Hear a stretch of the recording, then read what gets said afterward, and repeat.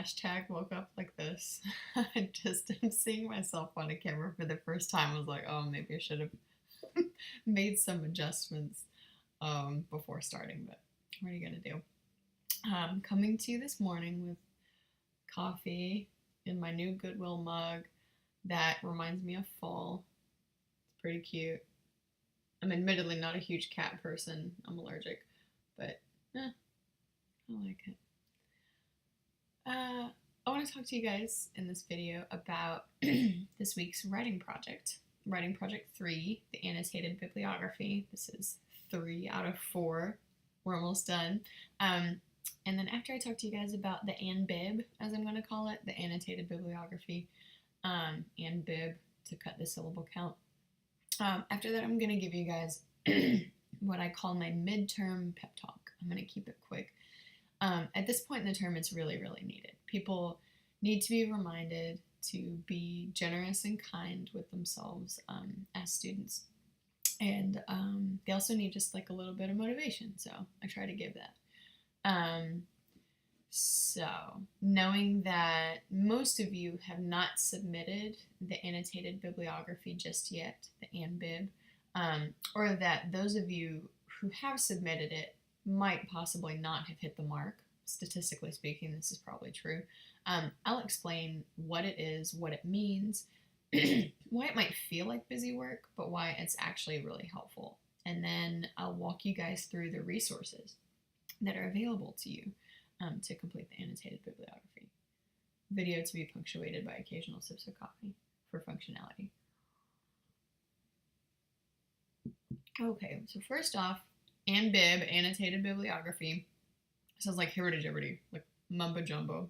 I know, but its name refers to exactly what it is. A bibliography is another name for works cited or references. They're all the same thing. Works cited, references, bibliography. Bibliography is the general name. Works cited is what MLA calls it. References is what APA calls it. Anyway. And then annotated means it has notes. So an annotated bibliography is a document that has a list of works cited, a list of your sources, with descriptions, annotations underneath each citation. So it's a works cited page with notes. That's it. Let's see. I went off script a little bit. Let's see. The assignment, this particular one, so that's traditionally what an annotated bibliography is. This particular assignment is going to ask you to do some other stuff ahead of time to help prepare you, not only for this annotated bibliography, but also actually for writing project 4. That's what makes this so helpful. I'll explain. One thing that's very, very, very important to note, every single piece of writing that you do from here on out, all of it, will revolve around the same subject or the same topic. So where writing project 1 and writing project 2 were like, hey, focus on this core reading, writing projects 3 and 4, the outline, pretty much everything else revolves around an argument, a topic of your choosing, but having to do with the core rating theme, which is like social media, digital technology. So to think about how to do annotated bibliography, the annotated bibliography, writing project 3, you might actually want to skip ahead in your mind to writing project 4, which is the argumentative research paper. So the opinion paper with research in it. So basically, you decide on a topic for writing project 4, which we'll talk about in a minute, and then you go ahead and start looking for sources. You put those sources in a bibliography, and you turn it into writing project 3, the annotated bibliography. So these go directly hand in hand. The sources you find for WP3, you use for WP4. That's why it's not busy work. So again, what I want for y'all to do is think about what you might want to argue, or at least what you know you would like to know more about, you would like to research regarding the class reading theme of social media and digital technology. Really, with an argument paper topic, it's best to think about either something you're very curious about or something that fires you up. Like try to get fired up or excited, upset, really curious about something. It might help to think about, to decide what you have a huge problem with regarding social media, something that needs a solution, or something you hear people complain about regarding social media, etc., but you think they really need to chill, and you want to have that topic in mind. You want to pull a word or phrase out of that topic and use that as your keyword search. Basically, like what you would Google if you were searching on Google. Like, I don't know. I want to know more about childhood development, particularly a kid I know is beginning to show what I wonder. I wonder if they're like signs of dyslexia or of autism. So my key phrase, my keyword would be like childhood autism or childhood dyslexia. Basically, what would you Google? Let's see.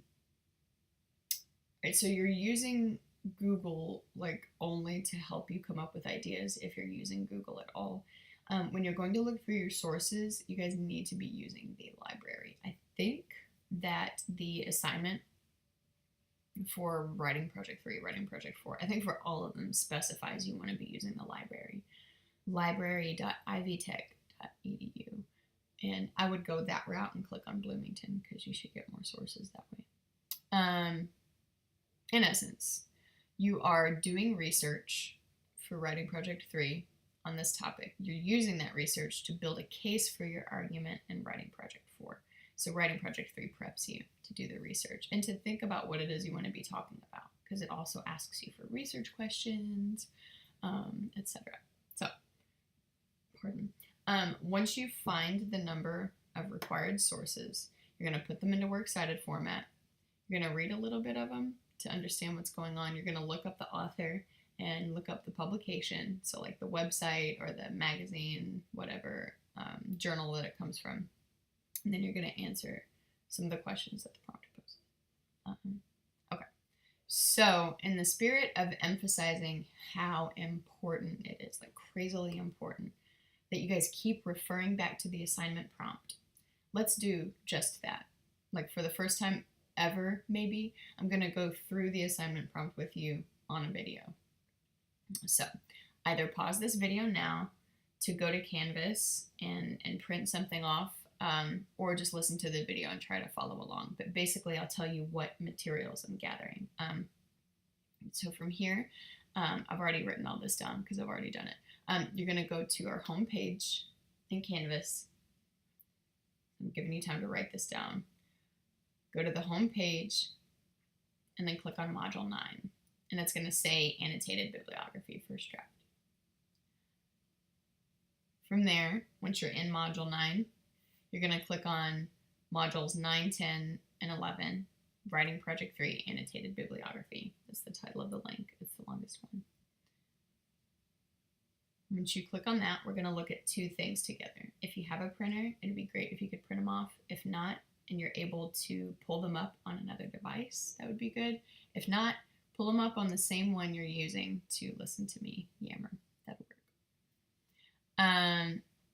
So the Module 9, 10, 11 Writing Project Annotated Bibliography link, that's just after the syllabus link on that page. I'm going to click on it and download it. Print it if I can. Once I've done that, I'm also going to scroll to the bottom of the page where it says Supplemental Resources, and then click where it says, click here to view sample annotated bibliographies.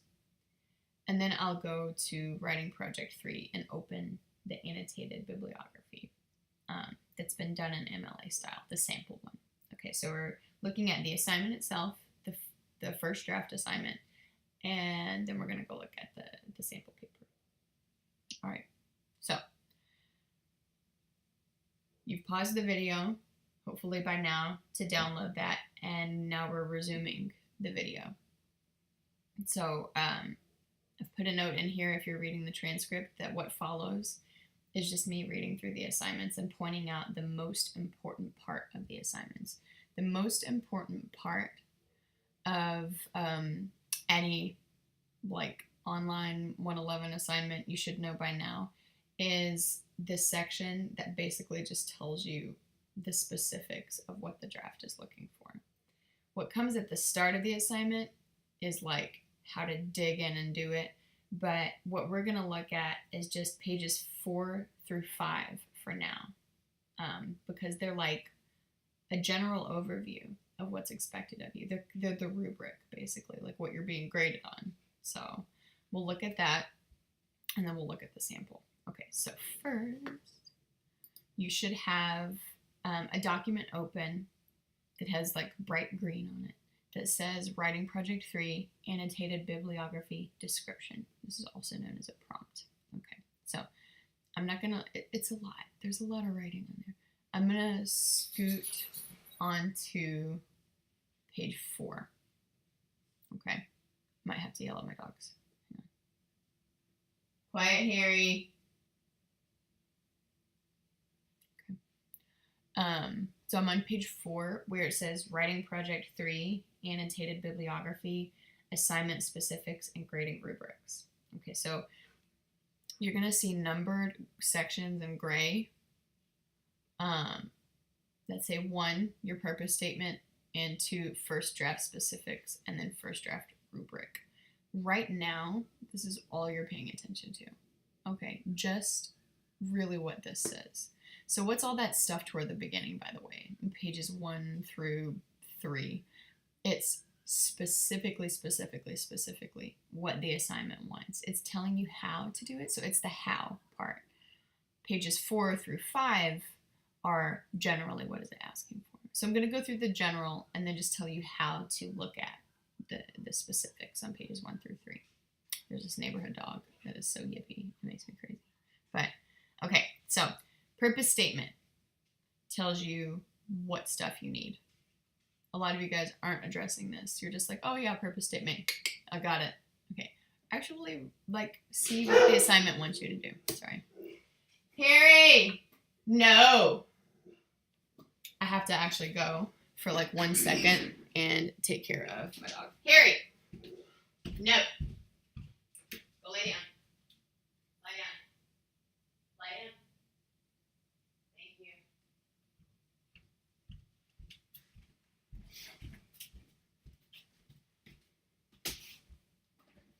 you. Y'all don't need to know that I'm in a nightgown. I'm in a nightgown. And Harry, just like anyone who gets within 1,000 feet of our house, is probably a murderer, according to Harry the dog. And he's big and scary sounding, so that's good. But he's also just a big oaf. Okay, so back to this thing. Do what the purpose statement's actually asking. Audience, time, place, purpose. So a lot of you guys are just doing the purpose. Do the audience. Who are you talking to? The time. When is it? It's 2018. What does that have to do with your paper topic, etc.? Then you're going to have these sections that you've not done before, and probably ever. You're going to have a research rationale, list of sources with annotations, and your topic exploration statement. These are 3 main categories of the assignment that you need. So a lot of you guys don't seem to be thinking of your assignments as like what I need to do, like categories of things I need to do. So I'm doing that for you here now.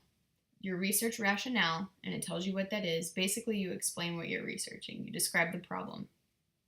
You're asked to give research questions, etc. Don't just listen to me, though. Go and look at it and see what it's asking you for. The list of sources with annotations basically tells you find a source, put it in there, and give annotations up at the top of the document. Come with me. It says that you need to name the writer. So this is, I'm looking on pages, I think 2 to 3. Yeah, at the bottom of 2 where it says write and format, and then it says write your annotations. You need to name the writer, the publication, the summary, the stance, and the use. So once you have your source and you've put it in MLA format, underneath that, name the writer. Who are they? What do they do? the publication, like The Atlantic. What does The Atlantic do? What do they publish? The summary, the stance, and the use. The summary is like, from what you've read of the work so far, what's it about? The stance, more or less like, where did they stand? There's a lot more to it than that. Please read it, but that's more or less it. What's going on? And then the use. How are you going to use it? All right, so I'm going to scroll back to the rough draft. After you do your sources and annotations, topic exploration statement.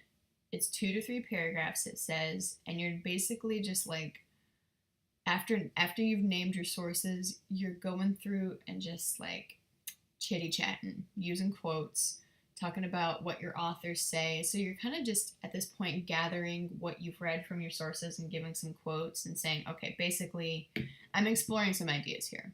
I want to talk about social media and depression. I want to talk about social media and like early childhood development. Like I'm wondering if kids develop more slowly, if they have more trouble processing information, if they're exposed to too much screen time when they're really little. You know, you go and like, you're like, I have this author that says this, another one says this, and those seem to be in conflict. Or I'm doing research and realizing a lot of people are thinking the same thing. So maybe I want to argue that, but then expand it so I'm not just arguing what they argue. It's a chitty chat. Okay. And then you have your first draft rubric that tells you how you're going to be graded. How are you going to be graded? Pretty easily. As I told a student the other day, I don't usually give below a 15 out of 20, a C, because, you know, it's low stakes. Okay. So that's all I've got for now on that assignment. So again, that's general criteria, but you really want to look at pages 1 through 3 to see what it is you really need. Okay. This video's been going on for a while, so I gotta step it up. What's the best way to go about this thing? Really, it's to look at the sample assignment, see what the sample is doing, and just mimic what it's doing. So let me get that. Let me find that.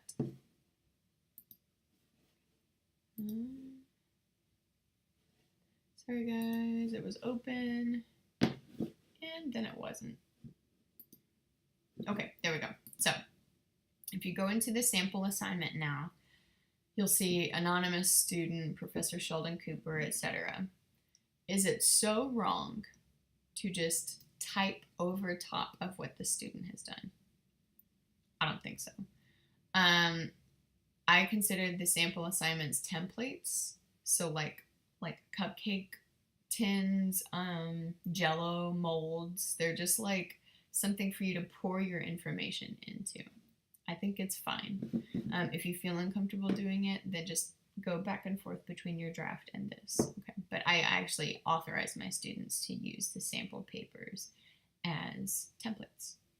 So you'll see the student has a research rationale. Read theirs, study it. What are they doing? Oh, hey, you should do that too if you want an A. Presumably this paper got an A. Same with the research questions.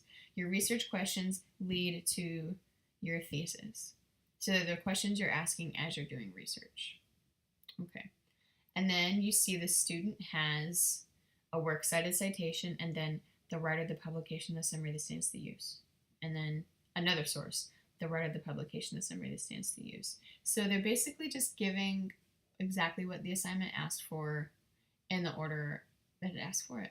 And one very important thing to note is that the student is not plagiarizing in her annotations. For some reason, when students get to the writer and the publication, they just like copy what the internet says about the writer, about the publication, and then they don't source it. Like they don't cite it. You can't do that. That's plagiarism. All right, and then once the sources are done, the student's gonna have, I don't think for some reason this student does. I think when the student turned this in, there was not a requirement for a topic exploration, but okay. Oh, they note that it's here, but that the student just doesn't have it. So a topic exploration, again, just explore using quotes. All right, so really quickly, my midterm pep talk, which is just the last few minutes of the video. Here it comes. So there are a few things I want you all to know about your performance in the class at this point. Like some mantras, some statements I would like for you to state and carry with you, especially if you're feeling bummed out about your grade. So, 1, there's 2 mantras. 1, your grade is not who you are. 2, passing at the midterm is just that. Failing at the midterm is just that. So those messages are these little short nuggets of truth that I wish all of my students would absorb and really cling to. The first is about judging yourself if you're not doing as well as you'd hoped you would. There's no point in it, basically. And it makes things worse because you keep yourself in this nasty cycle of not doing the work because you feel so bad about yourself. This is a really tough and demanding class, probably way more so than you expected. And by judging yourself, you're really doing yourself no favors. Your grade is not a measure of who you are. It's just a measure of the work you have done and have not done. Did it right or didn't do it quite as expected? So instead of looking at yourself and saying, I'm failing because I suck, consider that you just haven't done the work all that well yet. That's just a flat, plain statement. That's what a C, a D, and F says. And the C is even I did the work well enough, it's fine. So there's still plenty of time to do well. Please be kind to yourself about it. Don't be mean to yourself just because you're upset you haven't been doing well. Do better. Think about what habits you've gotten into that you can get out of. And I'm going to send a separate announcement about that. So this leads me to the second mantra. Students forget, I think, what the midterm means. It's the middle of the term. Smack in the middle, pretty much. There's still all of this time to pull through. And to pass? Yes. Yes to pass. Even if you're not passing right now? Yes. A lot of students just give up in body or spirit at this point because they think it's all over. Guys, it's the midterm. What about midlife? You just hit your 40s and say it's all over? All jokes aside, no, not really, or most people don't. You get to your 40s or whatever, and you say, I have a lot of living left to do. So I would like for you to think about the class that way. I have a lot of living left to do. There's a lot of work left to do. And don't look at work like, ugh, your whole life is work. You may as well get used to it and be fine with it. Work is an opportunity to do well. That's what work is. So think about the class that way. We're only halfway. I got a lot of living left to do. There is a lot of work left to do, which means that there are a lot of opportunities to do well.